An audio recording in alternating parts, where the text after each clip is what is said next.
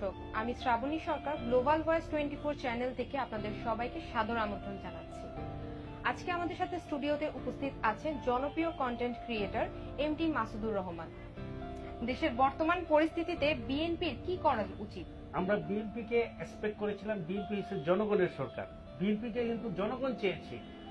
এমন পরিবেশটা এমন ছিল, আওয়ামী লীগ যাবে, বিএনপি আসবে, বাট বিএনপি নিজেদেরকে সেই জায়গায় রাখতে পারে নাই। বিএনপি বিএনপির হয়ে গেছে, বিএনপি ছাত্র দলের হয়ে গেছে, বিএনপি যুব দলের হয়ে গেছে, কিন্তু বিএনপি জনগণের থাকতে পারে নাই।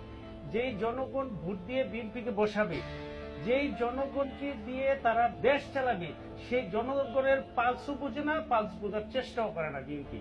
মানে সরকার হওয়ার আগেই নিজেদেরকে সরকার ভাবা শুরু করেছে, এবং তাদের অ্যাটিটিউড, বিহেভিয়ার সব সরকারের মতো, মনে হয় যেন তারাই সরকার। তো তারা জনগণের যে প্রয়োজন, জনগণের ভোটের প্রয়োজন, জনগণের ইচ্ছার প্রয়োজন, সেগুলি তারা ফিলই করে না। আপনারা বিএনপির হওয়ার দরকার নেই, আপনারা জনগণের হন। এই যে শেখ হাসিনা সরকার পতনের পর সংস্কারবিহীন এই রাষ্ট্রে বিএনপি যে নির্বাচন চাইছে, আপনার মতে কি মনে হয়, আগে সংস্কার প্রয়োজন না আগে নির্বাচন প্রয়োজন? বিএনপির যে এই নির্বাচন চাওয়াটা, সেটা কি যুক্তিযুক্ত?